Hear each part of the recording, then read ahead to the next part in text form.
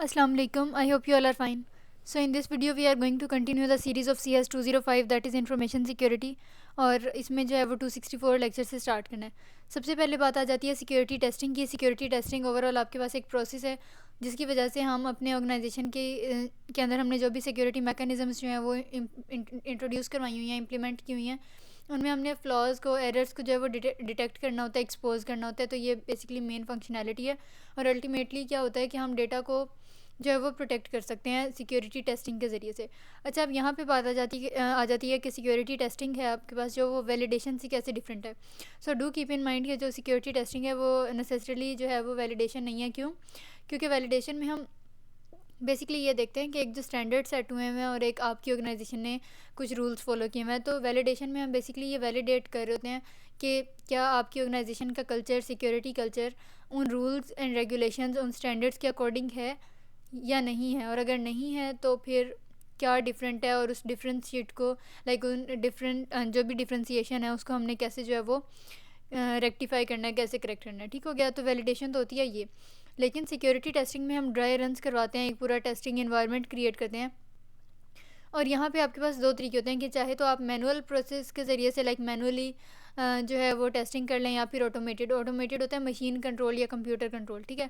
तो अब दोनों तरीके हैं आपके पास सिक्योरिटी टेस्टिंग को जो है वो कैरी आउट करने के लिए। But at the end of the day इसका मेन गोल यही होगा कि आपने अपने ऑर्गेनाइजेशन के अंदर मौजूद कंप्यूटिंग रिसोर्सेज, सॉफ्टवेयर, एप्लीकेशन और डिवाइसेस के अंदर कोई वीकनेस, कोई वल्नरेबिलिटी, कोई सिक्योरिटी होल, कोई फ्लॉ, कोई बग जो है वो फाइंड आउट करना है। ठीक हो गया? अब आपके पास बात आ जाती है कि कितनी टाइप्स हैं सिक्योरिटी टेस्टिंग की। So first of all you have vulnerability assessment, then penetration testing जिसे पेन टेस्टिंग या एथिकल हैकिंग कहते हैं, then you have other security test. ठीक है? उसके अलावा कोड रिव्यू। अच्छा, कोड रिव्यू जो है वो हम टेस्ट इन्वायरमेंट में इनिशिएट करते हैं, लाइक स्टार्ट करते हैं, और इससे भी हम अल्टीमेटली क्या कर रहे होते हैं, हम सिक्योरिटी होल्स को डिटेक्ट कर सकते हैं और एट द एंड उन्हें उनके लिए कोई करेक्टिव एक्शन जो है वो लेते हैं। सही हो गया?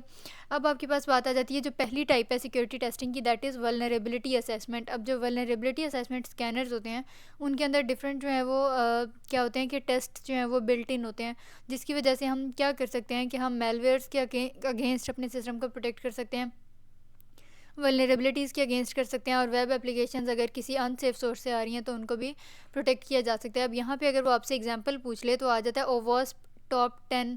अच्छा, अब ये जो टॉप 10 प्रिंसिपल्स या पॉइंट्स जो हैं, so if you do remember, इनको हम मिड टर्म्स में काफ़ी डिटेल में देख चुके हैं। तो ये बेसिकली वल्नरेबिलिटी को असेस करने के लिए, उसे एनालाइज करने के लिए यूज़ होते हैं। सही हो गया? फिर अब compliance scanning against CIS and DISA benchmarks. अब जैसे सेंटर फॉर इंटरनेट सिक्योरिटी या ये जो डीज़ा स्टिक्स थी और जो CIS के बेंचमार्क्स थे, सो अल्टीमेटली ये क्या कर रहे होते हैं कि ये कंप्लाइंस के लिए स्कैन कर रहे होते हैं। और जब मैंने कहा कि हम इसको कंप्लाइंस के लिए स्कैन कर रहे होते हैं, व्हाट आई बेसिकली मीन कि हमने ये देखना होता है कि क्या हम किसी ऑर्गेनाइजेशनल स्टैंडर्ड के रूल्स एंड रेगुलेशंस को फॉलो कर रहे हैं या नहीं कर रहे। सही है? अच्छा, अब सेकंड आ जाता है penetration testing, also called as pen testing. इसमें हम जो है वो एक इस तरह की प्रैक्टिस कैरी आउट करते हैं ड्राई रन करवाने की, टेस्ट की, कि हम उसमें यह देखते हैं कि अगर अटैकर हमारी जगह एक्सप्लॉइट करता, सिस्टम को अटैक करता हमारे सिस्टम को, तो कौन कौन से कंप्यूटर सिस्टम्स, कौन कौन सा नेटवर्क, कौन कौन सी वेब एप्लीकेशंस जो हैं वो फर्स्ट लाइन ऑफ डिफेंस में ही मारी जाती हैं। लाइक सबसे इजीली हैकेबल कौन सी चीज़ है। तो हम क्या करते हैं कि पेनिट्रेशन टेस्टिंग में जो डेवलपर होता है, जो प्रोग्रामर होता है, वो खुद से हैकर की तरह जो है वो प्रिटेंड करता है और अपने ही सिस्टम को जो है वो हैक करता है। सही हो गया? ये है पेनिट्रेशन टेस्टिंग। इसीलिए इसको कहते हैं कि एथिकल हैकिंग। क्यों? क्योंकि डेवलपर या प्रोग्रामर अपने ही सिस्टम को कर रहा होता है हैक।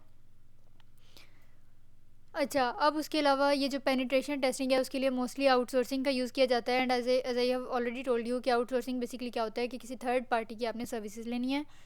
But it depends. अब किस चीज़ पे डिपेंड करता है? It depends on the nature and criticality. अब किस चीज़ की नेचर, किस चीज़ की क्रिटिकलिटी या सेंसिटिविटी, जो भी एप्लीकेशन या सर्विस आप अपने सिस्टम में लॉन्च करने जा रहे हैं उसकी नेचर पे और उसकी क्रिटिकलिटी पे, उसके क्रिटिकल होने पे, उसके क्रिटिकल होने के लेवल पे डिपेंड करता है कि हमने जो है वो किस तरह की थर्ड पार्टी से आउटसोर्सिंग लेनी है, किस हद तक लेनी है, या लेनी भी है या नहीं। ये लाइक वो इन हाउस अगर हो सकता है काम, देन वेल एंड गुड। अच्छा, फिर उसके बाद पेनिट्रेशन टेस्टिंग जो है वो ओवरऑल एक बहुत ज़्यादा स्पेशलाइज्ड स्किल है जो आमतौर पे जो है वो इन हाउस नहीं पाया जाता। तो इसीलिए जो है वो आउटसोर्सिंग का यूज़ किया जाता है पेन टेस्टिंग करने के लिए। सो पेन टेस्टिंग जो है वो ऑटोमेटेड भी हो सकती है डिफरेंट एप्लीकेशन सॉफ्टवेयर यूज़ करके। उसके अलावा इसको मैनुअली लाइक हैंडमेड जिस तरह होता है हैंड रिटन, उस तरह से भी हम इसको कैरी आउट कर सकते हैं। तो चाहे आप इसको मैनुअल वे में कैरी आउट करें या फिर ऑटोमेटेड में, एट द एंड क्या होगा कि हम लाइक इस प्रोसेस में ओवरऑल इंफॉर्मेशन गैदर कर रहे होते हैं about the target before the test.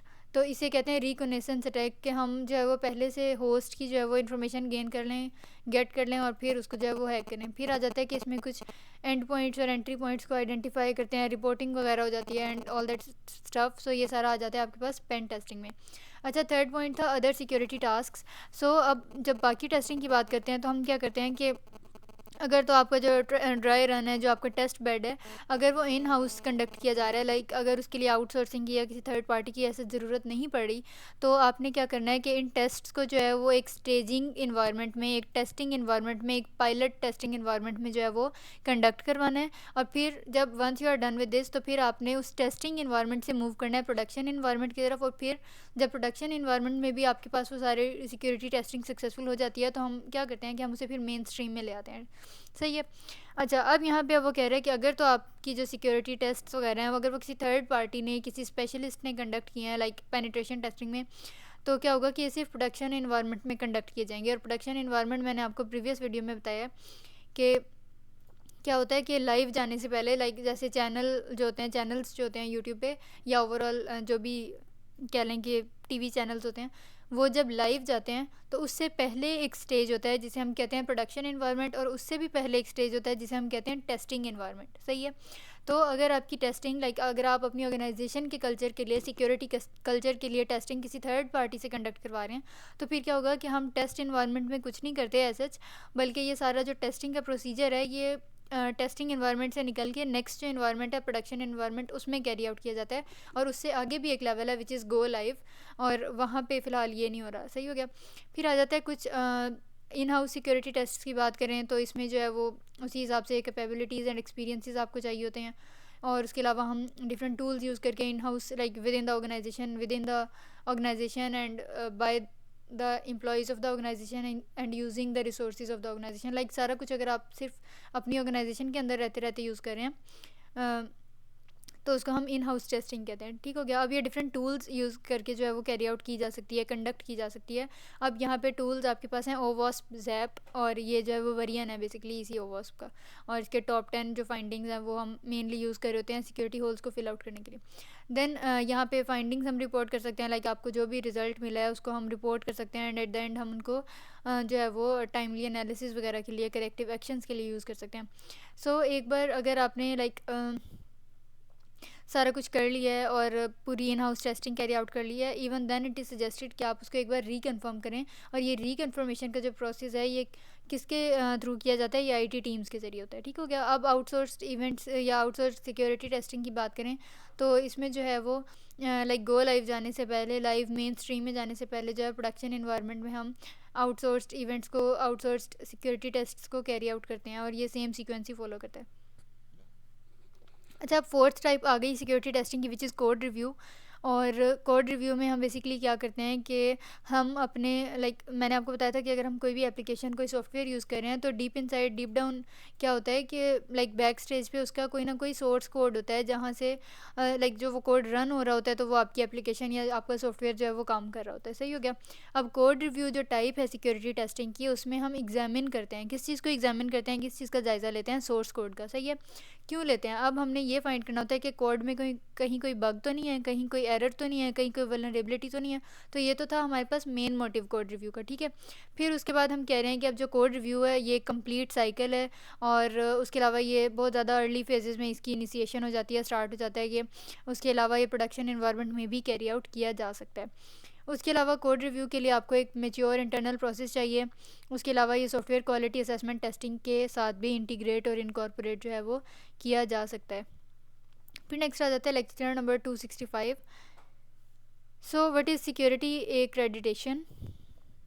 Accreditation is the formal acceptance of adequacy of systems overall security by management. अच्छा, अब ये डेफिनेशन आपने कर लेनी है याद शॉर्ट के लिए। पहली बात, अब समझ इसको ये लें कि जो सिक्योरिटी एक्रेडिटेशन है ये एक ग्रीन फ्लैग की तरह है, या जो ग्रीन ट्रैफिक लाइट सिग्नल्स होते हैं उनकी तरह हैं या एक स्टैम्प की तरह हैं। तो क्या होता है कि कोई भी स्टैंडर्ड्स वाली ऑर्गेनाइजेशन, लाइक जो कोई कह लें कि ग्लोबल ऑर्गेनाइजेशन जो स्टैंडर्ड्स वगैरह बनाती है, अगर वो आपके ऑर्गेनाइजेशन के सिस्टम पे स्टैम्प लगा दे या आपको ग्रीन फ्लैग दे दे कि आपका जो सिस्टम है वो हमारे स्टैंडर्ड्स के बिल्कुल अकॉर्डिंग है, तो इसका मतलब है कि सिक्योरिटी एक्रेडिटेशन जो है वो सक्सेसफुली डन हो गई है। ठीक है, तो एक्रेडिटेशन बेसिकली क्या होती है, फॉर्मल एक्सेप्टेंस होती है कि हम फॉर्मल वे में एक पूरा लीगल और ऑफिशियल वे में जो है वो एक्सेप्ट कर रहे होते हैं कि जो आपका सिस्टम है वो एडिक्वेट है, वो लाइक सफिशेंट है, प्रॉपर है, अप्रोप्रिएट है, लाइक उसकी जो ओवरऑल सिक्योरिटी है वो अप टू द मार्क है। ठीक है, तो जब भी आपको जो मैनेजमेंट है, जो अपर मैनेजमेंट है, जिसको मैंने अभी ग्लोबल ऑर्गेनाइजेशन से आपको समझाया है, तो जब आपको अपर और हायर अथॉरिटीज़ की तरफ से स्टैम्प या ग्रीन चिट मिल जाए कि आपका जो सिस्टम है वो बिल्कुल ठीक है स्टैंडर्ड्स के अकॉर्डिंग, तो इट मीन्स कि आपकी सिक्योरिटी एक्रेडिटेशन जो है वो सक्सेसफुल वे में परफॉर्म हो गई है। ठीक है, ये तो था सिक्योरिटी एक्रेडिटेशन की बात। अब यहाँ पे बात करते हैं ये जो आपके पास क्या था, इंफॉर्मेशन सिक्योरिटी लाइफ साइकिल, जिसे हम काफ़ी बार रिपीट कर चुके हैं। अब यहाँ पे देखें 7 स्टेप्स हैं। So if you do remember, हमने प्रीवियस वीडियो में ये बात की थी कि ये जो फॉर्मल बिजनेस लॉन्च या जिसे हम गो लाइव कह रहे हैं, जिसे मैं आपको अभी बताते हुए ये कह रही हूँ कि मेन स्ट्रीम में जाना होता है, मेन स्ट्रीम में जाना होता है, तो वो बेसिकली 6th और 7th stage of life cycle के दरमियान में कहीं लाई कर रही होती है। सही हो गया। फिर जब भी कोई नया और इम्पॉर्टेंट कोई एप्लीकेशन, कोई सर्विस लॉन्च की जाती है, तो जो मैनेजमेंट होती है, जो हायर अथॉरिटीज़ होती हैं, वो डिमांड करती हैं इंफॉर्मेशन सिक्योरिटी टीम से कि वो सर्टिफाई करें, लाइक पूरा एक वैलिडेशन, वेरिफिकेशन और टेस्टिंग का एनवायरनमेंट कैरी आउट करें, और अल्टीमेटली क्या होगा कि उसको हायर मैनेजमेंट जो है वो क्रेडिट करेगी, उसको सर्टिफाई करेगी या उसको साइन ऑफ करेगी। सही हो गया। फिर उसके बाद security of the new portal और एप्लीकेशन और the service has been thoroughly examined and tested and meets the minimum requirements as per the organisational security policy. अच्छा, अब यहाँ पे सिक्योरिटी एक्रेडिटेशन में हम यही कहते हैं कि जो आप लाइक जिस ऑर्गेनाइजेशन को, जिस फ्रेमवर्क को हम फॉलो कर रहे हैं, उसकी जो मिनिमम रिक्वायरमेंट्स हैं एज सच एटलीस्ट वो तो जो है वो आपकी ऑर्गेनाइजेशन के सिक्योरिटी कल्चर को मीट करनी ही करनी चाहिए। सही है। फिर उसके अलावा सिक्योरिटी एक्रेडिटेशन जब आपकी सक्सेसफुली हो जाती है, तो इसका मतलब होता है कि जो आप नई एप्लीकेशन या नई सर्विस अपने सिस्टम में इंटीग्रेट करने जा रहे हैं वो सेफ़ है, सिक्योर है और किसी भी सिक्योरिटी रिस्क का वहाँ पे चांस नहीं है। अच्छा, अब यहाँ पे सिक्योरिटी एक्रेडिटेशन एक पूरा सीक्वेंस जो है वो प्रोसेस है। सबसे पहले आ जाता है organise, then you have prepare checklist, confirm test, complete documents and processes, team meeting and issue accreditation. तो सबसे पहले बात करते हैं ऑर्गेनाइज़ की। अच्छा, अब यहाँ पे आपने लॉन्ग के लिए और एमसीक्यूज़ के लिए, शॉर्ट के लिए सारे स्टेप्स जो है वो सीक्वेंशियल वे में जो है वो याद रखने हैं। तो अब हम ये पढ़ क्या रहे हैं कि जो सिक्योरिटी एक्रेडिटेशन का फॉर्मल एक्सेप्टेंस का जो ये पूरा प्रोसीजर है, वो जो है वो किन स्टेप्स और किन साइकिल्स या किन स्टेजेस से होके गुजरता है। सबसे पहले आ जाता है ऑर्गेनाइज। अब फर्स्ट फेज़ में आपने क्या करना है, फर्स्ट स्टेप में कि आपने सारी रिक्वायरमेंट्स को, उसके अलावा सारी पॉलिसीज़ को, सारे एसओपीज़ को, सारी चेकलिस्ट्स को, टेस्ट रिपोर्ट्स को, कंप्लीशन स्टेटस रिपोर्ट्स, मतलब जो भी आपके पास नेसेसरी डेटा है आपने जो है वो उनको कलेक्ट करना है और एक बेटर वे में ऑर्गेनाइज करना है। इस लेवल में, इस स्टेज पे इंफॉर्मेशन सिक्योरिटी जो टीम होती है, इंफॉर्मेशन सिक्योरिटी टीम, वो ये मेक श्योर करती है कि आपके पास जो है जो भी रिस्क जो हम डील करने जा रहे हैं और उसका जो भी इम्पैक्ट होगा, जो भी कॉन्सिक्वेंस होगा, जो भी उसके असरात हो सकते हैं, वो कम्प्लीटली आपने अंडरस्टैंड किए हुए या नहीं किए हुए। ठीक है, उसके बाद अब लाइक उस कह लें कि सिक्योरिटी रिस्क के बाद जो आपने सिक्योरिटी हार्डनिंग कैरी आउट करनी है, जो सिक्योरिटी टेस्टिंग चलेगी, उन सब को भी जो है वो फर्स्ट फेज़ में ही कवर किया जाता है। फिर सेकंड आपके पास आ जाता है कि आपने चेकलिस्ट प्रिपेयर करनी है, और चेकलिस्ट जो है उसमें वो सारी एक्टिविटीज़ और जो भी एक्टिविटीज़ हो रही हैं उनके स्टेटस, लाइक वो कंप्लीट हो गई हैं, डिलेड हैं, पोस्टपोन्ड हैं, कैंसल्ड हो गई हैं या इन प्रोग्रेस हैं। तो मतलब इस टाइप के स्टेटसेस जो हैं वो आपने चेकलिस्ट में ज़रूर जॉट डाउन करने होते हैं, मेंशन करने होते हैं। और उसके अलावा once you are done with preparing the whole checklist, the next thing you need to do is to share this particular checklist with your stakeholders. ठीक है, तो अब आपने क्या करना है कि आपने इस चेकलिस्ट को जो है वो स्टेक होल्डर्स के साथ शेयर करना है। और हमारा मेन मोटिव क्या होगा कि हमने असल में उनसे फीडबैक लेना है। क्यों? क्योंकि उन्होंने आपके बिज़नेस में जो है वो इन्वेस्ट किया होता है और आपकी बिज़नेस के प्रॉफिट्स और लॉस वगैरह जो भी हैं उनसे वो डायरेक्टली अफेक्ट हो रहे होते हैं, जो स्टेक होल्डर्स, शेयर होल्डर्स होते हैं। तो इसलिए ज़रूरी होता है कि चेकलिस्ट वगैरह जो है वो उनके साथ प्रॉपर और टाइमली जो है वो शेयर की जाए। ठीक हो गया। अच्छा, अब आ जाता है लेक्चर नंबर 266। इसमें हमने सिक्योरिटी एक्रेडिटेशन के उन्हीं स्टेप्स को ही फॉलो करना है। तो सबसे पहले अब लाइक फर्स्ट 2 हम पढ़ चुके हैं ना, अब थर्ड आ जाता है कंफर्म टेस्ट। अब इसमें आपने लाइक ये बेसिकली कोर एक्टिविटी है, मोस्ट बेसिक एक्टिविटी है out of all the other stages. और इसमें हमने ये देखना है कि जो सारे टेस्ट हैं, जो सिक्योरिटी टेस्टिंग और ये जो पूरी रिपोर्टिंग की थी, क्या वो सेटिस्फैक्ट्री है या नहीं है। ठीक है, उसके अलावा हमने ये देखना है कि जितने भी टेस्ट और जितने भी फॉलो अप रेमेडिएशन मेजर्स हैं, क्या वो कंप्लीट हो गए हैं या कुछ अभी रहता है। तो ये कंफर्मेशन ऑफ टेस्ट्स में आ जाता है। Then you have documentation and processes. इसमें हमने देखना है कि जो भी आपके पास करेक्ट वेरिएंस हैं उनको फिर से रिकन्फर्म करना होता है। इसी तरह चेकलिस्ट्स और एसओपीज़ को फिर से रीचेक करना होता है, कोई बैकअप्स वगैरह प्लान करने होते हैं, डिज़ास्टर रिकवरीज देखनी होती हैं। अब ये सारे टॉप मतलब पॉइंट्स जो हैं वो हम काफ़ी बार डिटेल में देख चुके हैं। सो यहाँ पे अब आप ओवरऑल कॉन्सेप्ट ले लें। उसके अलावा चेंज कंट्रोल मेजर्स और साइन ऑफ क्या होता है कि हमने अगर कोई डॉक्यूमेंट आपने फॉर एग्जांपल प्रिपेयर किया है किसी एम्प्लॉय ने और हायर अथॉरिटी से उसको साइन ऑफ करवाना है, उसको कह लें कि रिव्यू करा के उसके साइन करवाने हैं, तो ये सारा आपके पास साइन ऑफ में आ जाता है। सही हो गया, तो फिर ये फोर्थ स्टेप में होता है। अच्छा, उसके अलावा मैनेजमेंट ने जो अप्रूवल्स आपको दे दिए हैं उनको फिर से रीचेक करना है। उसके अलावा user assessment testing, user acceptance testing जो है यूएटीज़, वो फिर कस्टमर्स जिस लेवल पे इन्वॉल्व थे पूरे प्रोजेक्ट में उनके साइन ऑफ्स, फिर एप्लीकेशन परफॉर्मेंस इश्यूज, ये सारे कुछ जो हैं वो आपने डॉक्यूमेंटेशन एंड प्रोसेसेस में रीचेक करने हैं। इससे क्या होगा कि कोई एरर जो है वो ख़त्म हो जाएगा आपके सिस्टम में, अगर किसी एरर का चांस है तो। फिर आ जाता है टीम मीटिंग। अब टीम मीटिंग में क्या होगा कि आपने क्या करना है कि call the team meeting and report status of all the activities. अब आपने जो भी टीम मेंबर्स इन्वॉल्व हैं आपके इस पूरे प्रोजेक्ट में थ्रू आउट द प्रोजेक्ट, आपने उनकी एक मीटिंग कॉल करनी है, उसमें स्टेटस बताना है कि कौन सी एक्टिविटी जो है वो कंप्लीट हो चुकी है, कौन सी नियर टू कंप्लीट है, कौन सी पोस्टपोन्ड है, कौन सी इन प्रोग्रेस है, दिस एंड दैट। उसके अलावा आपने सारे स्नैक्स जो हैं वो डिस्कस करने हैं, लिस्ट करने हैं। स्नैक्स क्या होते हैं कि कोई किसी पॉइंट में हम लैग कर रहे होते हैं, कोई डिस्क्रिपेंसी रह गई होती है या कोई ऑब्स्टेकल है कि जिस चीज़ की वजह से आप प्रोजेक्ट को कंप्लीट सक्सेसफुली नहीं कर पाते, तो वो सारे आपने मेंशन करने हैं मीटिंग में। उसके अलावा आपने जो एक क्रेडिटेशन फॉर्म होता है, जो फॉर्मल एक्सेप्टेंस के लिए फॉर्म होता है, वहाँ पे आपने स्टेक होल्डर्स और शेयर होल्डर्स के साइन ले लेने हैं। ठीक है, कब लेने हैं, ये टीम मीटिंग की बात हो रही है। फिर उसके अलावा यहाँ पे आपने जो है वो क्लैरिफाई करना है सिक्योरिटी रिक्वायरमेंट्स को। फिर आपने ये देखना है और ये भी क्लियर करना है कि कौन से एक्शंस ऐसे होंगे जिसकी वजह से आपकी सिक्योरिटी एक्रेडिटेशन जो है वो कैंसिल हो जाएगी। So the last step you have over here is issue accreditation, कि जो फॉर्मल एक्सेप्टेंस है आपने उसको इशू करना है। So once all the details are completed, तो फिर क्या होगा कि अब बारी है एक्रेडिटेशन को इशू करने की। और फिर उसके अलावा once you are done with this, तो फिर बिज़नेस को जो है वो परमिशन मिल जाती है गो लाइव, लाइक बिज़नेस को लॉन्च करने की, इनॉग्रेट करने की परमिशन मिल जाती है, लाइव आने की परमिशन मिल जाती है, मेन स्ट्रीम में आने की। सही हो गया। फिर उसके अलावा enter activities for the accredited IT assets into IT audit programme, update operations team, incident management and risk management register. तो ये डिफरेंट जो है वो कह लें कि प्रोसेसेस हैं या हैं जो इस लास्ट स्टेप में कैरी आउट किए जाते हैं। फिर आ जाता है लेक्चर 267। इसमें हमने देखना है कि हम सॉफ्टवेयर डेवलपमेंट या सिस्टम डेवलपमेंट लाइफ साइकिल में जो है वो इंफॉर्मेशन सिक्योरिटी लाइफ साइकिल को कैसे इंबेड कर सकते हैं, कैसे इंटीग्रेट कर सकते हैं, कैसे उसके साथ कंबाइन कर सकते हैं।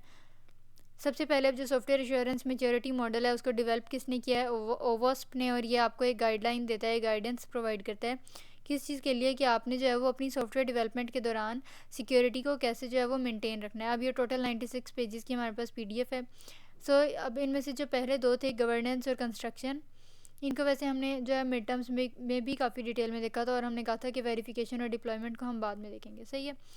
तो यहाँ पे 4 क्रिटिकल बिजनेस फंक्शंस हैं। कौन कौन से, governance, constructions, verifications and then deployment. किसमें, सॉफ्टवेयर एश्योरेंस मैच्योरिटी मॉडल में। फिर हर बिजनेस फंक्शन के लिए 3 सिक्योरिटी प्रैक्टिसेस हैं। जैसे देखें, ये बिजनेस फंक्शन है, इसके लिए ये 3 सिक्योरिटी प्रैक्टिसेस हैं। ये बिजनेस फंक्शन है, इसके लिए ये 3 प्रैक्टिसेस हैं। और इसी तरह हर सिक्योरिटी प्रैक्टिस के लिए आगे 3 जो है वो मैच्योरिटी लेवल्स भी हैं। सो जो सैम है आपके पास, जो सॉफ्टवेयर एश्योरेंस मैच्योरिटी मॉडल है, वो एक ओपन फ्रेमवर्क है और वो हेल्प आउट करता है बेसिकली ऑर्गेनाइजेशंस को जो सॉफ्टवेयर डेवलप कर रही होती हैं। और किस चीज़ में हेल्प आउट करता है कि वो during the whole process of development of software वो सिक्योरिटी को जो है वो इक्वल वे में मेंटेन रख सकें। सही है। सबसे पहले आ जाता है गवर्नेंस। गवर्नेंस में ये तीनों आपके पास आगे प्रिंसिपल्स हैं। फिर कंस्ट्रक्शन में ये हैं, वेरिफिकेशन में ये हैं और डिप्लॉयमेंट में ये हैं। अब फर्स्ट 2 जो हम देख चुके हैं, अब हमने बाकियों को जो है वो फाइनल टर्म्स में देखना है। अच्छा, अब बात आ जाती है मेच्योरिटी लेवल्स की। अब वो कह रहे हैं each of the 12 security practices. अब 12 कैसे हैं कि लाइक आपके पास जो है वो 4 बिजनेस फंक्शंस हैं और हर बिजनेस फंक्शन के लिए 3 सिक्योरिटी प्रैक्टिसेस हैं। तो 4 × 3 आपके पास आ गया 12। तो जो टोटल 12 सिक्योरिटी प्रैक्टिसेस हैं उनमें से हर सिक्योरिटी प्रैक्टिस के 3 मेच्योरिटी के लेवल्स हैं। सही है। और उसके अलावा एक स्टार्टिंग पॉइंट भी है जिसे हम ज़ीरो कहते हैं। अब इनकी जो डिटेल्स हैं वो हर प्रैक्टिस के लिए थोड़ी डिफ़र करती हैं, लेकिन हम जनरली थोड़ा सा इनको डिस्कस कर सकते हैं। जो ज़ीरो लेवल होता है मेच्योरिटी का वो इम्प्लिसिट होता है, लाइक हिडन होता है, इंटरनल होता है। और उसके अलावा ये स्टार्टिंग पॉइंट के तौर पे काम करता है और ये बताता है कि एक्टिविटीज़ जो हैं वो अभी अनफुलफिल्ड हैं, अभी उन पे काम नहीं किया गया।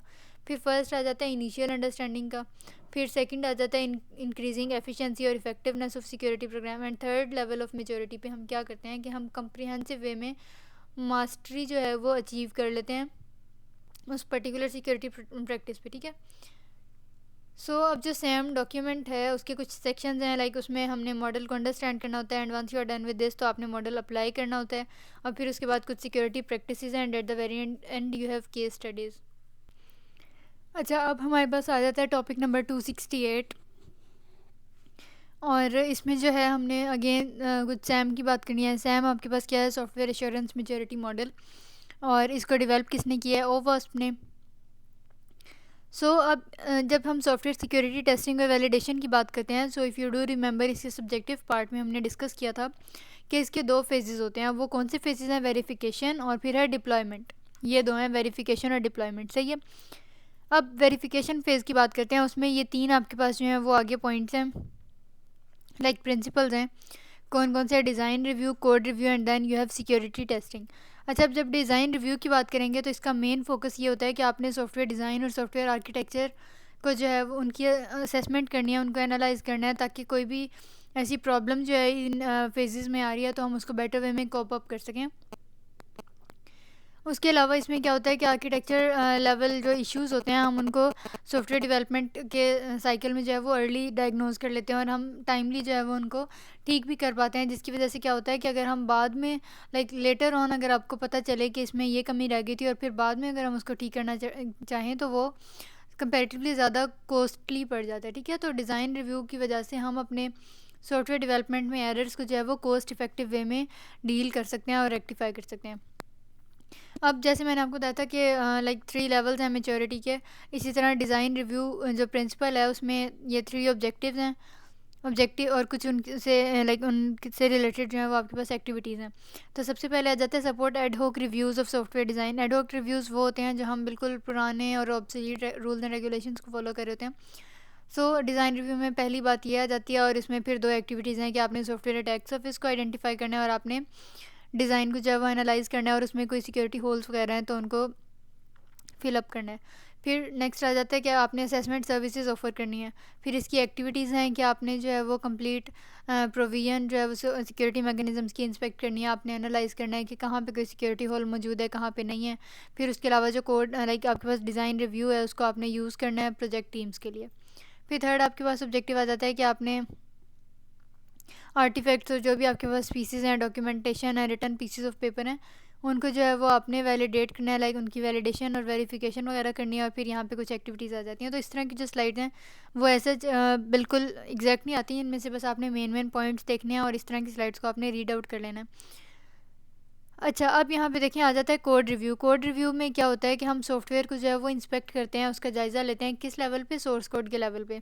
और सोर्स कोड क्या होता है या उससे एप्लीकेशन या सॉफ्टवेयर कैसे रन करते हैं ये मैं आपको बता चुकी हूँ। कोड लेवल जो वल्नरेबिलिटीज़ होती हैं वो आमतौर पे सिंपल होती हैं, उनको अंडरस्टैंड करना आसान होता है, कॉन्सेप्ट बेस्ड होती हैं। लेकिन फिर भी क्या होता है कि कुछ डेवलपर्स जो हैं जो बहुत ज़्यादा एक्सपर्ट होते हैं फिर भी वो मिस्टेक्स कर लेते हैं। तो इसीलिए हम सोर्स कोड को हम मेक श्योर करते हैं कि हम बार बार जो है वो कोड को रिव्यू करें कोड रिव्यू के अंडर। क्योंकि बेशक कोई बहुत ज़्यादा वेल इन्फॉर्म्ड डेवलपर होगा फिर भी चांसेस हैं कि वो आराम से कोई ना कोई मिस्टेक कोड में कर सकता है। कोई भी कोड जो है वो कभी भी 110% बग फ्री नहीं होता। अगर आपने किसी एप्लीकेशन या सॉफ्टवेयर का किया there is always a chance कि उसमें कोई बग या कोई इस तरह का एरर हो सकता है। इट्स बेटर कि हम उसे टाइमली जो है वो डायग्नोज कर सकें, आइडेंटिफाई कर सकें। इसी तरह कोड रिव्यू के ये कुछ ऑब्जेक्टिव्स हैं और कुछ एक्टिविटीज़ हैं। अगेन ये एग्जैक्टली पेपर में नहीं आती हैं, लेकिन आप इनको एक बार फिर से जो है वो रीड आउट कर लें अपने लेवल पे, अपने एंड पे। अच्छा, अब आ जाती है सिक्योरिटी टेस्टिंग। सिक्योरिटी टेस्टिंग में हमारा ये मेन मोटिव होता है, हमारा फोकस ये होता है कि हमने सॉफ्टवेयर को जो है वो इंस्पेक्ट करना है, एनालाइज करना है रन टाइम इन्वायरमेंट में, कि जब उसने मेन स्ट्रीम में जाना है उससे पहले। फिर अब ये जो टेस्टिंग एक्टिविटीज़ हैं ये बोल्स्टर करती हैं इंश्योरेंस केस को, लाइक इसको स्ट्रेंथन करती हैं इंश्योरेंस केस को, by checking it in the same context in which it is expected to run. कि एक होता है कि आपने मार्केट में लॉन्च करना है, मेन स्ट्रीम में लाना है, और एक होता है प्रोडक्शन इन्वायरमेंट, लाइक उससे थोड़ा पहले वाला। तो सिक्योरिटी टेस्टिंग की वजह से हम अपने सॉफ्टवेयर को, अपनी एप्लीकेशन को बोल्स्टर करते हैं, स्ट्रेंथन करते हैं। कैसे?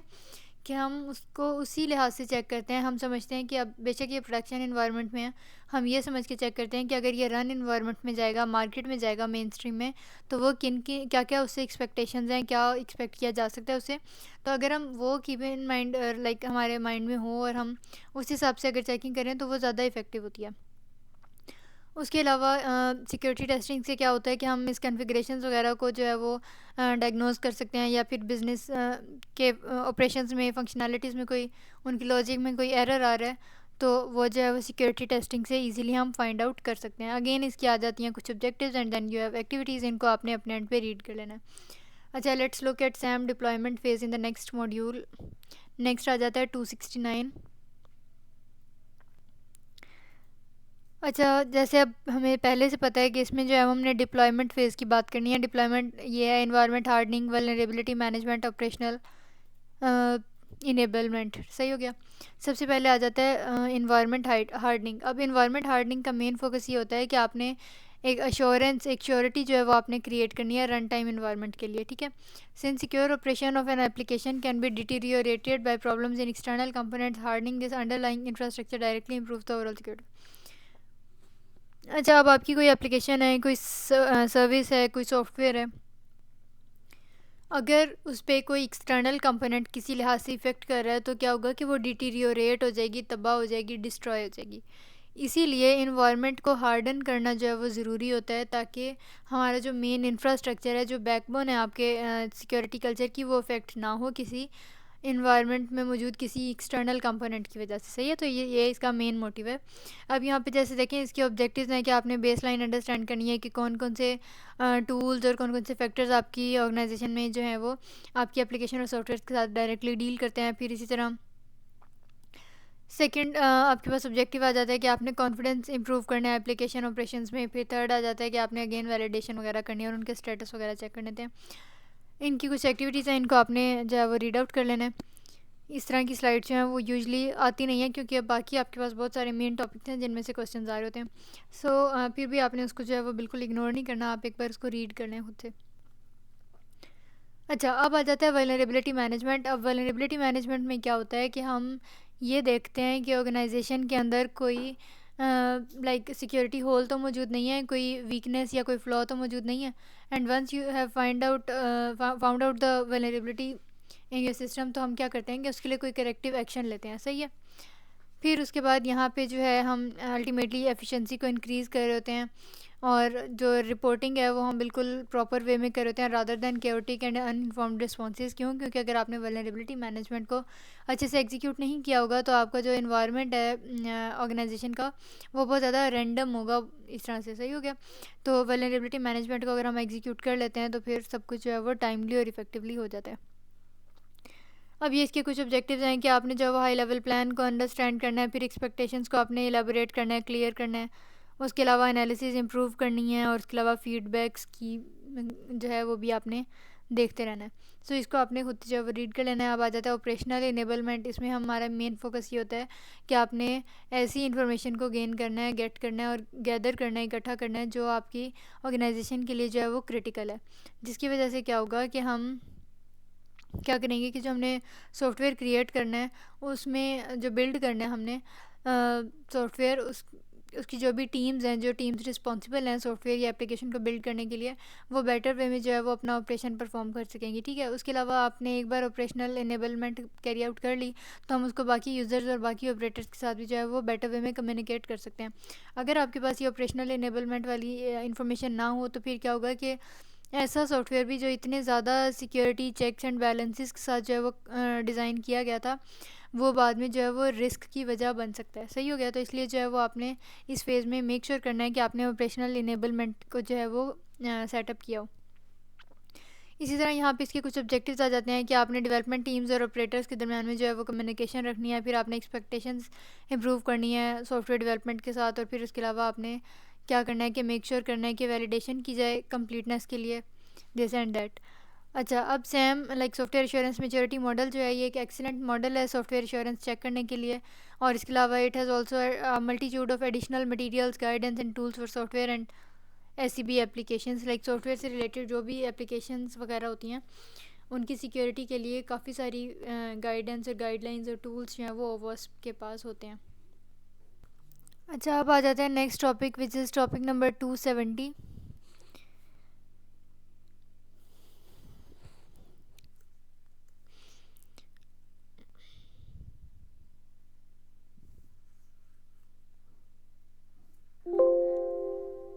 ये है embedding information security into project management के, जो हमने प्रोजेक्ट मैनेजमेंट की इतनी डिटेल से बात की थी उसमें आप इंफॉर्मेशन सिक्योरिटी को इंटीग्रेट कैसे कर सकते हैं। Project management institutes 5 phases of project management. अभी जो PMI है प्रोजेक्ट मैनेजमेंट इंस्टीट्यूट, इसके 5 फेजेस हैं प्रोजेक्ट्स को मैनेज करने के लिए। अब वो कौन कौन से? Initiate, plan, execute, control and then close.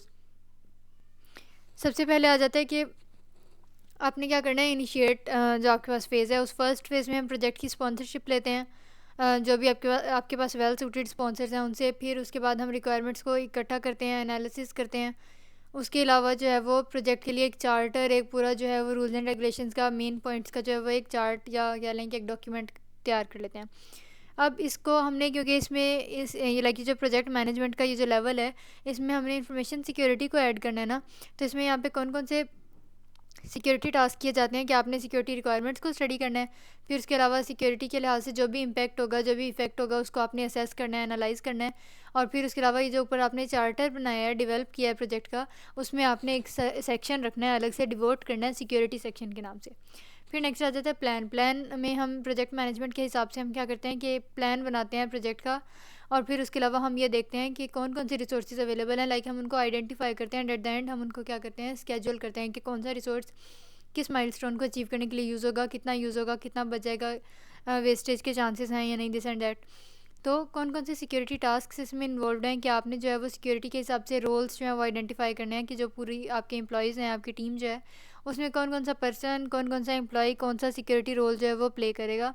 Team को आइडेंटिफाई करना है, रिसोर्सेज को। फिर सिक्योरिटी टास्क जो इसमें नेक्स्ट आ जाता है वो है कि आपने रिस्क मैनेजमेंट प्लान बनाना है, और फिर थर्ड में आपने क्या करना है कि आपने इन सिक्योरिटी टास्क को जो है वो इस प्रोजेक्ट प्लान में जो ऊपर आपने डेवलप किया है उसमें आपने एम्बेड करना है। तो यहाँ पे नोट करते जाएं कि जो ऊपर प्रोजेक्ट मैनेजमेंट में चीज़ें चल रही हैं उन्हीं के अंदर आपने किसी तरह एम्बेड करना है, इंटीग्रेट करना है नीचे दिए हुए सिक्योरिटी टास्क को। थर्ड आ जाता है एग्जीक्यूटिंग। एग्जीक्यूशन में हम क्या करते हैं कि प्रोजेक्ट को एग्जीक्यूट करते हैं, लाइक इंप्लीमेंट करते हैं, रन करके देखते हैं। उसके अलावा प्रोजेक्ट परफॉर्मेंस का एक रिव्यू जो है वो तैयार करते हैं, और उसमें जो भी करेक्शंस की ज़रूरत होती है वो करते हैं। सिक्योरिटी टास्क इसमें ये आ जाते हैं कि आपने सिक्योरिटी टास्क को जो है वो ट्रैक करना है, उनका रिकॉर्ड रखना है। आपने एक सिक्योरिटी डैशबोर्ड बना लेना है, और डैशबोर्ड किस तरह से हेल्प आउट करता है या कैसा होता है ये हम पढ़ चुके हैं पहले। उसके अलावा इसमें आपने प्रोग्रेस रिपोर्ट्स जो है वो बनानी है, और ये जो प्रोग्रेस रिपोर्ट्स हैं वो वीकली बेसिस वाली भी हो सकती हैं, मंथली बेसिस वाली भी, और क्वार्टरली भी हो सकती हैं, लाइक आफ्टर एवरी 3 मंथ्स। फिर आ जाता है कंट्रोलिंग फेज़। उसमें आपने प्रोजेक्ट को कंट्रोल करना है, मॉनिटर करना है, और कोई भी करेक्टिव एक्शन आपने लेना हो तो वो वाला लेना है। अब इसके सिक्योरिटी टास्क आ जाते हैं। इसमें आपने यूटिलाइज़ करना है कंटिजेंसी को, अगर रिक्वायर्ड हो, लाइक अगर कोई भी रेक्टिफिकेशन या कोई भी मतलब इसमें कह लें कि क्लैरिफिकेशन वगैरह की ज़रूरत हो तो आपने यहाँ पे जो है वो यूज़ करके आपने करेक्टिव एक्शंस लेने हैं। उसके अलावा जो बाकी टास्क बच जाते हैं उनको आपने प्रायोरिटाइज़ करना है कि अब जो टास्क बच गए हैं उनमें सबसे ज़्यादा क्रूशल क्रिटिकल कौन सा है, मैं पहले किसको कैरी आउट करूँ, लास्ट पे किसको छोड़ दूँ, वगैरह वगैरह। फिर आ जाता है replan phase and cover for delays की, जो भी प्रोजेक्ट में कोई माइलस्टोन ऐसा है जो बार बार डिले हुई जा रहा है, लाइक जिसको आप अचीव नहीं कर पा रहे, उसको भी आपने इसमें कवर करना है, और बार बार फिर से आपने जो फेजेस हैं उनको रीप्लान करना है ताकि हम बेटर वे में कोई एक अच्छा प्लान जो है वो थिंक ऑफ कर सकें, और फिर अल्टीमेटली उस पर हम काम कर सकें। अच्छा, अब नेक्स्ट आ जाता है क्लोजिंग। क्लोजिंग में हम क्या करते हैं कि हम मेन स्ट्रीम में जो है वो उस प्रोडक्ट को या उस सर्विस को या उस सोल्यूशन को लॉन्च कर देते हैं। फिर जो like once you are done with this कि आपने एक बार गो लाइव कर दिया, बिज़नेस को लॉन्च कर दिया, तो फिर हम रिसोर्सेज को रिलीव कर देंगे, लाइक उनको जो है वो फिर से ड्रॉप कर देंगे किसी और प्रोडक्ट के लिए, किसी और सोल्यूशन के लिए छोड़ देंगे। सही है। फिर इसमें क्या सिक्योरिटी टास्क इन्वॉल्व हैं, सिक्योरिटी एक्रेडिटेशन ये क्या होती है अभी हम पढ़ के आ रहे हैं। फिर आपने ऑपरेशनल मेजर्स जो हैं जैसे हमने ऑपरेशनल इनेबलमेंट पढ़ा था उनको आइडेंटिफाई करना है। फिर SOPs जिन्हें हम स्टैंडर्ड ऑपरेटिंग प्रोसीजर्स कहते हैं, incident management, internal audit, monitoring, ये सारा कुछ है वो हम क्लोजिंग स्टेज में कर रहे हैं, which is the last stage over here. So जो सीनियर मैनेजमेंट होती है it needs to ensure that security is integrated with IT project plans. के जो प्रोजेक्ट मैनेजमेंट की हम बात करें जिसमें इतने सारे फेजेस थे, तो ये सीनियर मैनेजमेंट का काम होता है कि वो मेक श्योर करे कि जो IT टीम्स हैं वो इंफॉर्मेशन सिक्योरिटी को इसका एक मेन पार्ट बना के रखें। ठीक है। इसमें फिर सफिशेंट रिसोर्सेज जो हैं वो ज़रूर अवेलेबल होने चाहिए। ये ना हो कि आप कोई प्रोजेक्ट कैरी आउट करने बैठे हैं लेकिन इंफॉर्मेशन सिक्योरिटी के रिसोर्सेज ही ना हो, तो फिर हम कैसे जो है वो सारा कुछ करेंगे। अच्छा, फिर आ जाता है कि इंटरनल सिक्योरिटी असेसमेंट जो है वो आपने कैरी आउट करनी है, कैसे करनी है, ये तो है थीम। अब पहला क्वेश्चन आता है कि इंटरनल सिक्योरिटी असेसमेंट है क्या। ये एक एफ़र्ट है जिसकी वजह से हम किसी भी लाइक अपनी ऑर्गेनाइजेशन के अंदर रन होने वाले किसी प्रोजेक्ट, किसी सर्विस, किसी एप्लीकेशन या किसी डिवाइस के अंदर कोई रिस्क या वल्नरेबिलिटी फाइंड आउट करते हैं। ठीक है। तो ये होता है इंटरनल सिक्योरिटी असेसमेंट के इन्वायरमेंट में, ऑर्गेनाइजेशन के इंटरनल कल्चर में रहते रहते जो है वो आपने उसमें मौजूद रिस्क्स वगैरह को जो है वो आपने फाइंड आउट करना है। इसको हम कहते हैं कि ये इंटरनल सिक्योरिटी असेसमेंट है। अब ये कब चाहिए होती है, ये अब हमने अगेन सब्जेक्टिव में पढ़ा हुआ है पहले से, सब्जेक्टिव पार्ट की जो वीडियो है उसमें। इंटरनल सिक्योरिटी असेसमेंट तब चाहिए होती है जब आपने अपने ऑर्गेनाइजेशन में कोई नया IT प्रोजेक्ट लॉन्च किया है, या कोई नई सर्विस, कोई नई प्रोडक्ट लॉन्च किया तब, या कोई इंसिडेंट, कोई सिक्योरिटी ब्रीच, कोई सिक्योरिटी मिसहैप हो गया तब, या फिर लीडरशिप जो आपके एग्जेक्टिव्स हैं, जो हेड है, जो टोन एट द टॉप है वो चेंज हो गई है तब, या फिर लॉ की रिक्वायरमेंट है, गवर्नमेंट की रिक्वायरमेंट है, रेगुलेटरी या कंप्लाइंस रिक्वायरमेंट्स हैं, तो भी आपने क्या करना है, इंटरनल सिक्योरिटी असेसमेंट को कैरी आउट करना है। फिर इसका कुछ सीक्वेंस है। सबसे पहले जो है वो हमने मैनेजमेंट से अप्रूवल लेना होता है, उनको कम्युनिकेट करना होता है, फिर आपने रिसोर्सेज असाइन करने हैं, फिर आपने थर्ड स्टेप है कि आपने प्लान बिल्ड करना है, उसके स्कोप और ऑब्जेक्टिव्स डिसाइड करने हैं, फिर आपने असेसमेंट को कंडक्ट करना है, at the very end you have to report the findings and the remediation measures. तो अब जल्दी जल्दी तो पढ़िए, अब इनकी डिटेल्स देखते हैं। सबसे पहले आपके पास आ जाता है कि मैनेजमेंट अप्रूवल और कम्युनिकेशन। तो इसमें हम असल में क्या कर रहे हैं कि जो आपके पास मैनेजमेंट होती है, जो टॉप मैनेजमेंट होती है, उससे हम अप्रूवल ले रहे होते हैं, उनसे एग्रीमेंट ले रहे होते हैं कि हम जो है ये असेसमेंट कर सकते हैं या नहीं। फिर उसके अलावा हमें स्टेक होल्डर से कोऑपरेशन चाहिए होती है, उनसे ताउन चाहिए होता है। फिर उसके अलावा हम टाइमलाइंस जो है वो डिटर्मिन करते हैं, आइडेंटिफाई करते हैं कि हम ये वाला माइलस्टोन इतने अरसे में, इतने टाइम लैप्स में जो है वो कंप्लीट कर लेंगे। फिर जो फाइनल रिपोर्ट आपको चाहिए होती है उसका फॉर्मेट भी हम डिसाइड करते हैं कि वो आपको PDF में चाहिए, या वो आपको पाई चार्ट की फॉर्म में, ग्राफ की फॉर्म में चाहिए, या फिर वो आपको हैंड रिटन चाहिए, या मैनुअल हो, या ऑटोमेटेड हो, दिस एंड दैट। तो इस तरह की जो चीज़ें हैं related to the report format, वो हम फर्स्ट स्टेज में देखते हैं। अच्छा, अब सेकंड आ जाता है रिसोर्सेज आपने असाइन करने हैं। तो लाइक आपने जो है वो इन्फॉर्मेशन सिक्योरिटी के रिसोर्सेज सिर्फ उन लोगों को असाइन करना है जिनके पास उस तरह का एक्सपीरियंस भी हो। ये ना हो कि आप किसी न्यू बी को जो है, किसी न्यू पर्सन को, किसी अनएक्सपीरियंस्ड इंडिविजुअल को इतने क्रिटिकल और इतने क्रूशियल रिसोर्सेज असाइन कर दें लेकिन उसे पॉजिटिवली यूज़ ही ना करना है। सही है। और इसके अलावा इसमें मीटिंग्स जो है वो हम लाइक ऑर्गेनाइज़ करते हैं जिसमें हम स्टेक होल्डर्स वगैरह जो हैं उनसे भी बात कर रहे होते हैं, डिस्कस कर रहे होते हैं कि क्या रिसोर्सेज हैं, हम उनको किस किस को एलोकेट करेंगे, कब तक करेंगे, कब उनको रिलीज़ करेंगे वगैरह। अच्छा, थर्ड आ जाता है कि आपने प्लान बिल्ड करना है। इसमें बेसिकली आपने पहले IT एसेट्स को स्टडी करना होता है, फिर बैकग्राउंड की कोई इन्फॉर्मेशन वगैरह चाहिए हो आप वो स्टडी कलेक्ट कर लें। फिर आपने स्कोप की बाउंड्री जो है वो डिसाइड करनी है कि जो भी हम इंटरनल सिक्योरिटी असेसमेंट कर रहे हैं वो किस स्कोप पे, किस लेवल पे जो है वो कैरी आउट की जाएगी। फिर उसके अलावा असेसमेंट मेथड आपने डिटर्मिन करना है और पूरा एक बिल्ड करना है कि क्या प्लान। फिर फोर्थ फेज़ आ जाता है कि आपने करनी है असेसमेंट कंडक्ट। और असेसमेंट जो है हमने कंडक्ट जो बेसिकली करनी है वो डिफरेंट एक्टिविटीज़ के लिए होगी। अब वो एक्टिविटीज़ कौन कौन सी हो सकती हैं कि आपने सिस्टम वाया वॉक थ्रू के आपने जो है वो सिस्टम का ऊपर ऊपर से एक बार जायज़ा लेना है, उसमें वल्नरेबिलिटीज़ को असेस करना है, सिक्योरिटी टेस्टिंग करनी है, सिक्योरिटी कंट्रोल्स को एवेलुएट करना है, और जो भी आपके प्रोसेस और डॉक्यूमेंटेशन है उनको रिव्यू करना है। सो ये जो सारे पॉइंट्स हैं, जो छोटी छोटी चीज़ें अभी मैं टर्म्स पढ़ के आ रही हूँ, इनको हम बहुत बार, इनकी डेफिनेशंस मैथ जो है वो हम काफ़ी बार डिटेल में देख चुके हैं। सो अगर अब तक आपने वो वीडियोस नहीं देखी देन आई विल रिकमेंड कि आप उनको एक बार देख लें ताकि आपका कॉन्सेप्ट जो है वो बेटर वे में क्लियर हो जाए। अगर हम यहाँ पे इनको फिर से लाइक फर्स्ट पॉइंट से अगर हम डिस्कस करेंगे then it will go a long way. अच्छा, और फिफ्थ आ जाता है report findings and remediation measures. अब आपने क्या करना है कि एक बार जब हमने internal security assessment carry out कर ली तो डेफिनेटली आपके पास कोई फाइंडिंग्स होंगी, कोई रिजल्ट्स होंगे, तो आपने उनको एसिमुलेट करना है, उनको इकट्ठा करना है और एनालाइज करना है। फिर आपने देखना है कि ये जो इंटरनल सिक्योरिटी असेसमेंट का रिज़ल्ट आया मेरे पास, उसका क्या लेवल ऑफ सेवेरिटी था। जैसे वो CVSS CVE स्कोर्स हमने पढ़े थे, अगर आपको याद हो। इसी तरह आपने फाइंडिंग्स जो हैं वो रिपोर्ट फॉर्मेट के अकॉर्डिंग पहले कन्वर्ट करनी है और फिर उस रिपोर्ट को आपने शेयर कर लेना है। उसके अलावा यहाँ पे अब कुछ मेन पॉइंट्स जो आपने इंटरनल सिक्योरिटी असेसमेंट को लेके याद रखने हैं वो क्या है कि सिक्योरिटी को रिएक्टिव नहीं होना चाहिए, ठीक है। उसके अलावा जो सिक्योरिटी ट्रांसफॉर्मेशन प्रोजेक्ट है उसमें जो भी सिक्योरिटी होल्स हैं वो ज़रूर एड्रेस किए जाने चाहिए कि हाँ यहाँ पे ये कमी है और ये ऐसे ठीक हो सकती है। फिर उसके अलावा जो बेंचमार्क्स और जो स्टैंडर्ड्स और जो कंट्रोल्स पहले से इस्टेब्लिश हो चुके हैं डिफरेंट फ्रेमवर्क्स में, लाइक ISO में, कोविड 5 में, इन सब में जो भी बेंचमार्क्स पहले से इस्टेब्लिश हो चुके हैं, आपने अपनी इंटरनल सिक्योरिटी असेसमेंट को उनके साथ अलाइन करना है। लाइक उन दोनों को सेम लाइन पे, सेम पैटर्न पे जो है वो लेकर आना है।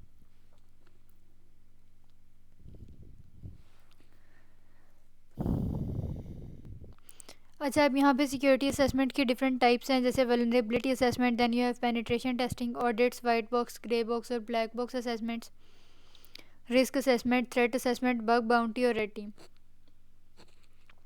सबसे पहले बात करते हैं वल्नरेबिलिटी असेसमेंट की। इसमें हम क्या करते हैं कि वल्नरेबिलिटीज़ को जो है वो असेस करते हैं कि आपके सिस्टम में कोई जितने भी सिक्योरिटी होल्स वगैरह मौजूद हैं हम उनको फाइंड करते हैं, फिर उनको सिवेरिटी वगैरह के हिसाब से उनको स्कोर करते हैं और फिर उनका कोई ना कोई सोल्यूशन निकाल लेते हैं। वल्नरेबिलिटी असेसमेंट ये जो टाइप है सिक्योरिटी असेसमेंट की, इसको कैरी आउट करना तब बेस्ट होता है जब आपकी सिक्योरिटी लेवल की जो मेच्योरिटी है वो काफ़ी लो हो या लो से मीडियम लेवल तक की हो, ठीक है। इसमें आपको एक प्रायोरिटाइज्ड लिस्ट चाहिए होती है of everything that is wrong. के वल्नरेबिलिटी असेसमेंट में हम एक क्या करते हैं, एक लिस्ट क्रिएट करते हैं, प्रायोरिटीज़ के हिसाब से उसको क्रिएट करते हैं कि आपके पूरे सिस्टम में जो जो भी चीज़ गलत है या जो जो भी वल्नरेबिलिटी है उसको हम उसमें जॉट डाउन करते हैं, लिखते हैं।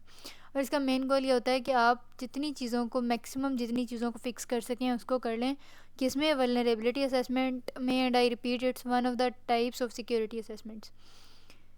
फिर आपके पास आ जाते हैं पेनिट्रेशन टेस्ट। पेनिट्रेशन टेस्ट जो है अगेन ये एक टेक्निकल असेसमेंट है और इसका जो है वो एक मेन गोल होता है। और ये मेन गोल जो है वो क्या है, जैसे मैंने भी आपको बताया था कि लाइक इसको एथिकल हैकिंग कहते हैं कि जो डेवलपर या जो सॉफ्टवेयर प्रोग्रामर होता है वो खुद से जो है वो क्या करते हैं, सिस्टम पे एक्सेस लेते हैं और फिर सिस्टम को हैक करके देखते हैं, जिसकी वजह से हम डिफरेंट चीज़ों को बचा सकते हैं, इससे बचा सकते हैं अपने सिस्टम को कि आपका जो कस्टमर डेटा है वो स्टील ना हो, चोरी ना हो। उसके अलावा डोमेन एडमिनिस्ट्रेटर की ग्रांट कोई हैकर ना ले इसके, इसी तरह सेंसिटिव कोई सैलरीज की इंफॉर्मेशन है उनको ना मॉडिफाई किया जा सके, ठीक है। फिर उसके अलावा no point investing the effort if hardening and vulnerability assessments have not been done, कि अगर आपने first 2 layers of security transformation model carry out नहीं की तो पेन टेस्टिंग का कोई फ़ायदा ही नहीं है। सही हो गया, तो पहले आपने फाउंडेशंस बिल्ड करनी है और फिर उस पर टेस्टिंग करनी है। उसके अलावा penetration test are for testing security that is assume to be strong, तो इसीलिए पहले 2 स्टेप्स अगर आपने सिक्योरिटी ट्रांसफॉर्मेशन मॉडल के कर लिए होंगे तो डेफिनेटली आपका मॉडल जो है, आपका जो पोस्चर है वो कंपेरेटिवली स्ट्रॉन्ग होगा, तो फिर उस पर पेन टेस्टिंग करने का फ़ायदा है। अब यहाँ पे कुछ डिफरेंस आ जाते हैं वल्नरेबिलिटी असेसमेंट और पेनिट्रेशन टेस्टिंग के। अब जो वल्नरेबिलिटी असेसमेंट है वो सिक्योरिटी प्रॉब्लम्स फाइंड करती है जब आपको पता होता है कि हाँ ये एग्जिस्ट कर रही हैं आपके सिस्टम में, ठीक है।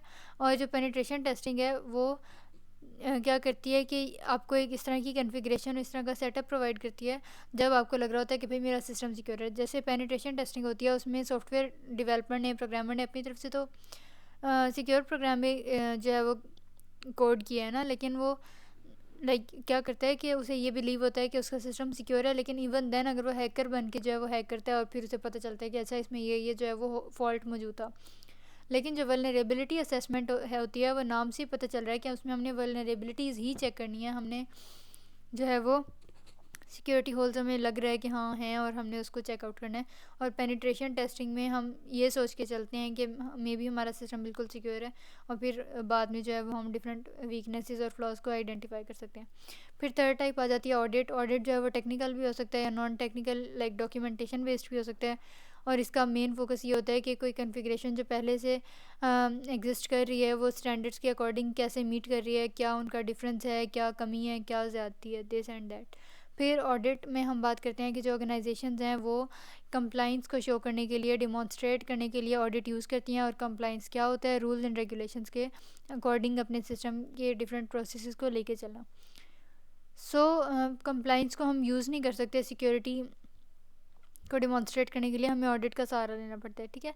इसी तरह कंप्लाइंट ऑर्गेनाइजेशंस जो हैं वो आमतौर पे क्योंकि सिक्योर ही होती हैं, तो हम ऑडिट के ज़रिए से जो है वो क्या करते हैं, चेक करते हैं कि आपकी ऑर्गेनाइजेशन जो है वो कंप्लाइंट है या नहीं है। So secure organisations are significantly more likely to be compliant, but compliant organizations should lay no claims to being secure just because they are in the accordance with standard x और Y. तो जो भी organisation हैं, बेशक अब वो secure organisation हैं, लेकिन वो क्लेम नहीं कर सकती कि कोई एक और ऑर्गेनाइजेशन के स्टैंडर्ड्स उन्होंने फॉलो कर लिया, तो इट डजेंट मीन कि वो ओवरऑल रूल्स एंड रेगुलेशंस के अकॉर्डिंग जो है वो क्या है कि सिक्योर ऑर्गेनाइजेशंस बन गई हैं। एक ऑर्गेनाइजेशन को कम्प्लीटली एंड टोटली सिक्योर होने के लिए ज़रूरी है कि या सिक्योर कहलाने के लिए ज़रूरी है कि उसमें जो ऑडिट्स वगैरह कैरी आउट किए जा रहे हों उनमें ऐसे ज़्यादा डिफरेंशिएट ना निकल रही हो कि हमें पता हो कि हाँ यही स्टैंडर्ड्स थे सारे और इन्हीं के अकॉर्डिंग हमारी ऑर्गेनाइजेशन जो है वो काम कर रही है। फिर उसके बाद बाकी कुछ टाइप्स ऑफ टेस्टिंग रह गई जिन्हें हम देखते हैं 273 में।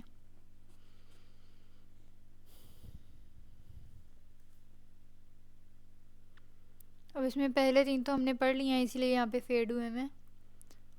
अच्छा, अब सबसे पहले अब वाइट बॉक्स टेस्टिंग में टेस्टर के पास सारी एक्सेस होती है सारी इंटरनल इंफॉर्मेशन की, ठीक है। और इसमें अब वो इंटरनल इंफॉर्मेशन कौन कौन सी हो सकती है? आपके नेटवर्क की डायग्राम्स या कोई सोर्स कोड। वाइट बॉक्स को यूज़ करना बेस्ट तब होता है लाइक ऐसी वल्नरेबिलिटी असेसमेंट्स में जब आप जो है वो maximum number of issues find करना चाहें तब। फिर आ जाता है ग्रे बॉक्स में टेस्टर के पास थोड़ी सी तो इन्फॉर्मेशन होती है लेकिन सारी नहीं होती। और ये सबसे ज़्यादा बेस्ट वे में तब यूज़ किया जाता है जब हम टेस्टर को लाइक जो टेस्टिंग रन कर रहा होता है, कैरी आउट कर रहा होता है, उसको हम थोड़ी सी तो इन्फॉर्मेशन देना चाहते हैं लेकिन सारी नहीं देना चाहते। फिर ब्लैक बॉक्स में क्या होता है कि ब्लैक बॉक्स में टेस्टर को बिल्कुल हम नॉलेज नहीं देते नेटवर्क के बारे में, और हम अटैकर्स के पॉइंट ऑफ व्यू से, क्योंकि हम जो है वो टेस्टिंग कैरी आउट कर रहे होते हैं, अटैकर बनवा के जो है वो हम टेस्टर को, मतलब हम उसे कहते हैं कि टेस्टर को कहते हैं कि वो अटैकर की जगह या अटैकर की तरह बिहेव करके हमारे सिस्टम को एक्सेस करे। तो डेफिनेटली हम अटैकर को क्योंकि कोई इन्फॉर्मेशन नहीं देते अपनी डिटेल्स की, इसी तरह ब्लैक बॉक्स टेस्टिंग में आपने टेस्टर को भी कोई इन्फॉर्मेशन नहीं देनी। और ये बेस्ट वे में तब यूज़ की जाती है जब आपने कोई पेनिट्रेशन टेस्ट, कोई एथिकल हैकिंग जो है वो कैरी आउट करनी हो। नेक्स्ट आ जाता है रिस्क असेसमेंट। अब रिस्क असेसमेंट जो है it should involve determining what the current level of acceptable risk is, कि आपके पास जो लाइक रिस्क है उसका लेवल आपने मेजर करना है, फिर आपने देखना है कि किस लेवल तक हम उसको एक्सेप्ट कर सकते हैं और कब जो है वो हाई लेवल के रिस्क में काउंट होगा।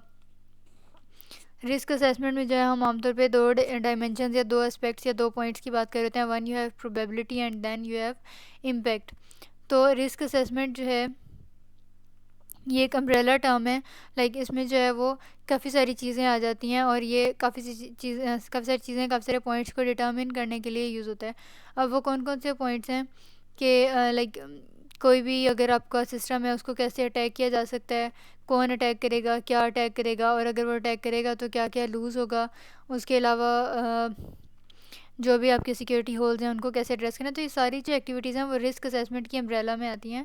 तो इसीलिए हम कहते हैं कि जो रिस्क असेसमेंट है वो एक अम्ब्रेला टर्म है जो डिफरेंट सॉर्ट ऑफ एक्टिविटीज़ को जो है वो एक जगह पे इकट्ठा कर रहा होता है। फिर आ जाती है थ्रेट असेसमेंट की बात।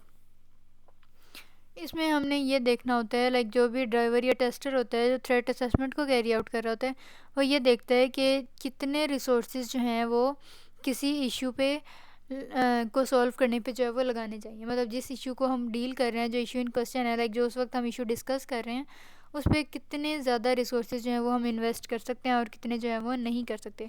तो थ्रेट असेसमेंट बेस्ट वे में हम तब यूज़ करते हैं जब किसी इंसान ने, किसी यूज़र ने कोई क्लेम किया कि फ्यूचर में उस पर अटैक जो है वो हो सकता है, या फिर हमें लगता है कि कोई पोटेंशियल या इस तरह का कोई जो रिस्क है या कोई अटैक है वो अनकवर हुआ है, कि हमें लगा है कि हाँ ये फ्यूचर की जो वल्नरेबिलिटी थी वो, इसके चांसेस जो हैं वो सबसे ज़्यादा हैं या इस तरह से कुछ हो सकता है। तो फिर हम थ्रेट असेसमेंट जो है वो कैरी आउट करते हैं, कि अगर आपको एक अलार्म पहले से मिला है तो फिर हम थ्रेट असेसमेंट जो है वो कैरी आउट कर रहे होते हैं।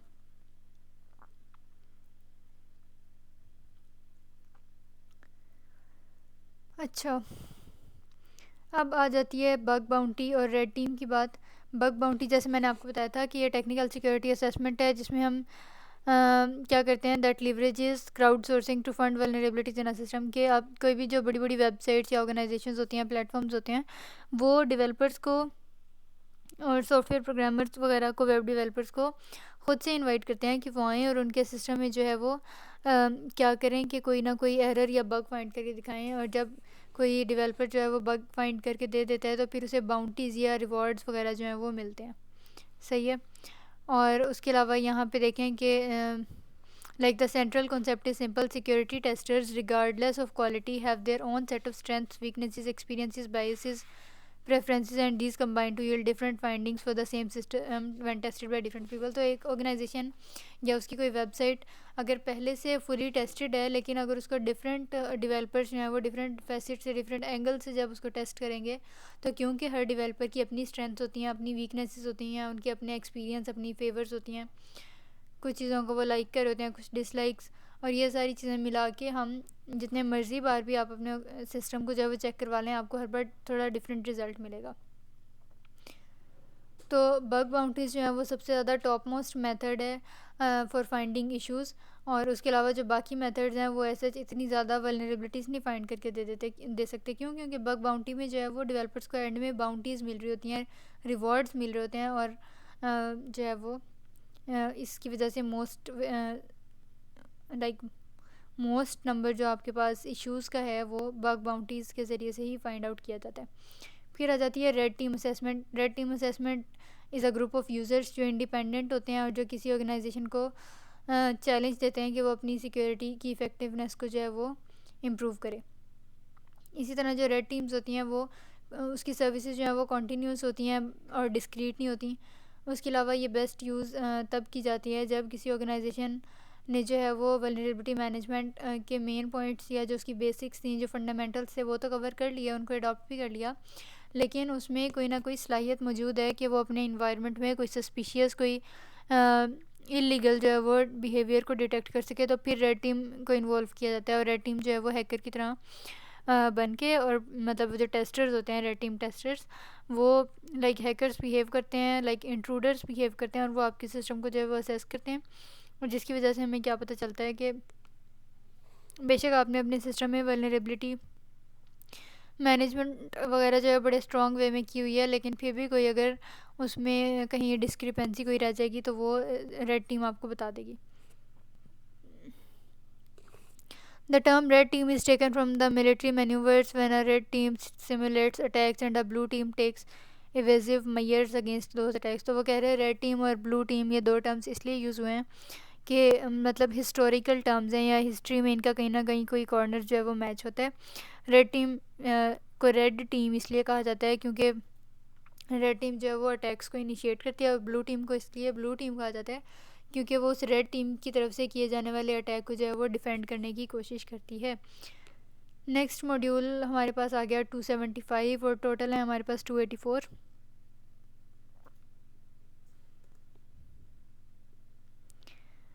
अच्छा जी, अब यहाँ पे सिक्योरिटी असेसमेंट्स की कुछ टाइप्स हैं। अब सबसे पहले आ जाता है वल्नरेबिलिटी असेसमेंट।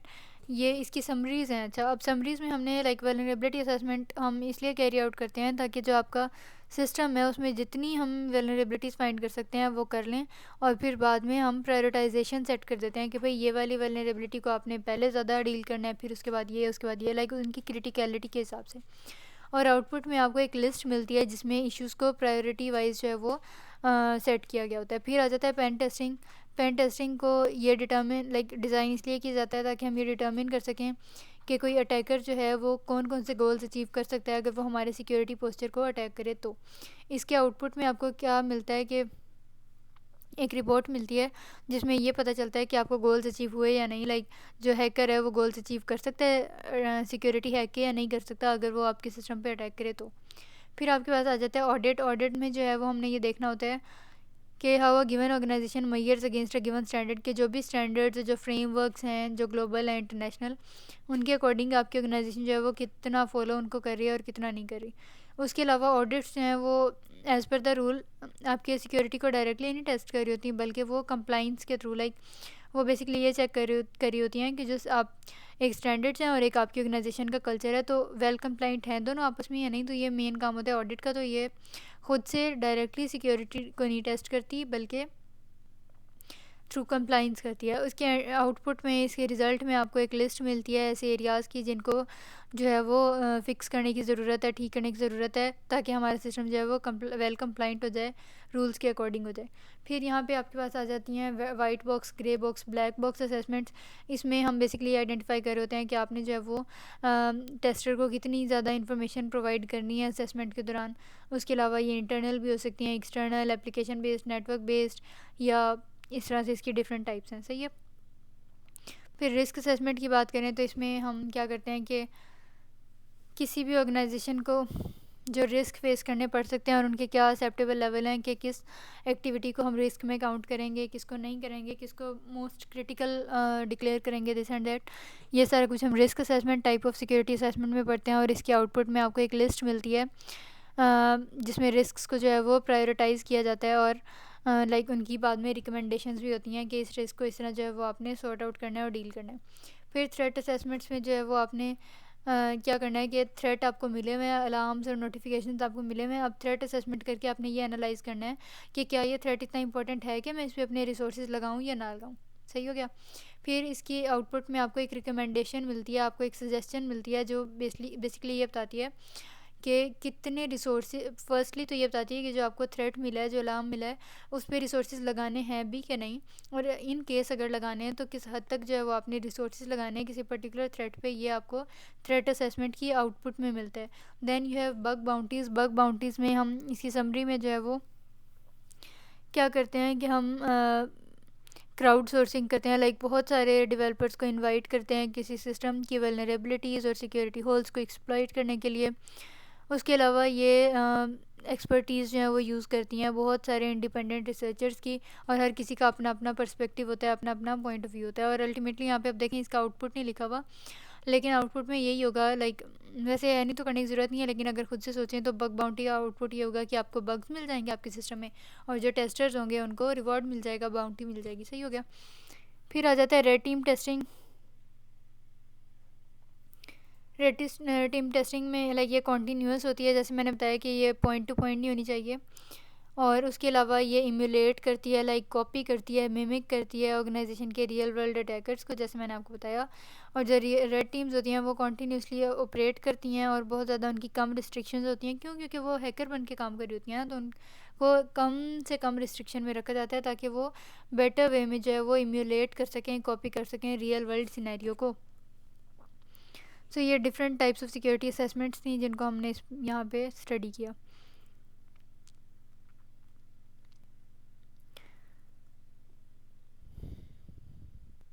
अच्छा, अब आ जाता है लेक्चर 276। इसमें स्टेजेस हमने देखने हैं थर्ड पार्टी पेनिट्रेशन टेस्टिंग के। जैसे मैंने आपको बताया था कि जो पेनिट्रेशन टेस्टिंग होती है, जो पेन टेस्टिंग होती है, वो हम आउटसोर्सिंग के ज़रिए से अक्सर कैरी आउट करवाते हैं। तो इसके जो हैं वो डिफरेंट स्टेजेस हैं। सबसे पहला आपके पास स्टेज है सिस्टम पोर्ट स्कैनिंग। तो पोर्ट स्कैनिंग जो है वो बहुत ज़्यादा इंपॉर्टेंट फेज है वल्नरेबिलिटी असेसमेंट का, और ये पेनिट्रेशन टेस्ट से पहले जो है वो कैरी आउट किया जाता है। और ये पहला टूल होगा जो कोई भी अटैकर जो है वो यूज़ करेगा कि उसको जो है वो कोई आईपी एड्रेस मिल गया किसी होस्ट का और वो उसको ईजीली जो है वो टारगेट करके हैक कर लेगा। तो इसलिए आपने अपने पोर्ट्स को स्कैन करना होता है और उन्हें अच्छे से जो है वो सिक्योर करना होता है। सो यहाँ पे की पॉइंट ये है कि आपने जो है वो बहुत सारे पोर्ट स्कैनिंग टूल्स यूज़ करने हैं ताकि आपके पास जो है वो मैक्सिमम इस तरह के रिज़ल्ट्स आ सकें कि आप जो है वो सारे एरर्स को जो है वो एलिमिनेट कर सकें।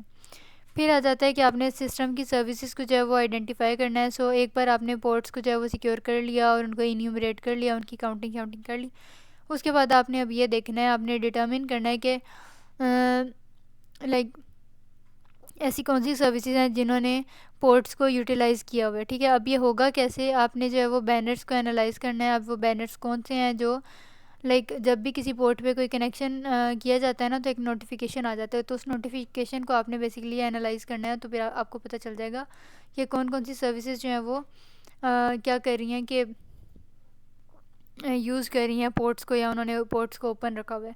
फिर उसके अलावा लेटेस्ट जो nmap वेरिएंट है वो इस SV स्विच के ज़रिए से इजीली जो है वो सिस्टम सर्विसेज को आइडेंटिफाई करने में हेल्प आउट करता है। फिर आ जाता है कि आपने आइडेंटिफाई करना है और वेरीफाई करना है, वैलिडेट करना है सिस्टम की वल्नरेबिलिटीज़ को, ताकि आपको एक्सप्लॉयटेबल वीक एरियाज़ पता चल सकें। और जब हमने कहा कि ये थर्ड स्टेज है, तो इसमें कौन कौन सी आपके पास एक्टिविटीज़ आती हैं। आपने वल्नरेबल सर्विसेज को सर्विस बैनर्स की मदद से आइडेंटिफाई करना है। फिर आपने जो है स्कैन रन करना है, जैसे अगर आपको याद हो तो हमने असाइनमेंट 2 में जो स्कैन रन किया था। इसी तरह आपने different vulnerability tools like Qualys, Nessus, CIS, Cat Pro, Rapid 7, इन सब को यूज़ करके आपने जो है वो स्कैन रन करना है। और उसके अलावा वेंडर से और थर्ड पार्टी से भी जो है वो इस बारे में हेल्प मिल सकती है। और फिर आपने इनको स्कोर करना है CVE या सर्ट एडवाइजरीज़ के अकॉर्डिंग। फिर उसके बाद आ जाता है false positive and false negative. आपने वेरिफिकेशन कैरी आउट करनी है। फॉल्स पॉजिटिव और फॉल्स नेगेटिव ही हम पहले पढ़ चुके हैं वैसे। फॉल्स पॉजिटिव में ये होता है कि वो असल में वल्नरेबिलिटी ना हो और आपका सिस्टम कह दे कि ये वल्नरेबिलिटी है। और इसी तरह फॉल्स नेगेटिव ये होता है कि वो वल्नरेबिलिटी हो लेकिन आपका सिस्टम ही उसको आइडेंटिफाई ना कर सके, वो होता है फॉल्स नेगेटिव। तो इस थर्ड स्टेप में बेसिकली हम फॉल्स पॉजिटिव और फॉल्स नेगेटिव वेरिफिकेशन भी कैरी आउट करते हैं। फिर जो वल्नरेबिलिटीज़ आपने डिस्कवर कर ली उनको इन्यूमरेट करना है, उनको क्लासीफाई करना है, फिर उनके क्या इम्पैक्ट्स होंगे वो देखने हैं, और फिर अटैकर्स कौन कौन सा पाथ जो है वो यूज़ कर सकते हैं आपने वो आइडेंटिफाई करना है। फिर आ जाता है पेनिट्रेशन टेस्टिंग। इसको हम पहले से देख चुके हैं। इसमें कौन कौन से प्रोसेसेस होंगे कि आपने जो है वो कोई कोड जो है वो यूज़ करना है, फाइंड आउट करना है। फिर उसके अलावा find proof of concept code available in your own repository, कि आपके अपने मेटा डेटा में, अपने कलेक्शन ऑफ डेटा में जो भी कोड है आपने उसको मैच करके देखना है। और फिर आपने देखना है कि अगर कोई सिस्टम या कोई हैकर हैक करेगा तो वो कौन कौन से रिसोर्सेज को इजीली जो है वो विदाउट टेस्टिंग भी है एक्सेस कर सकेगा, ठीक है। इसमें आपने स्क्रिप्ट्स वगैरह और टूल्स वगैरह डेवलप करने होते हैं, और कुछ सर्कमस्टेंसेस और कुछ सिनेरियो सिचुएशंस ऐसी होती हैं जिसमें जो डेवलपर होगा उसे अपने टूल्स और अपने स्क्रिप्ट्स भी तैयार करने पड़ सकते हैं।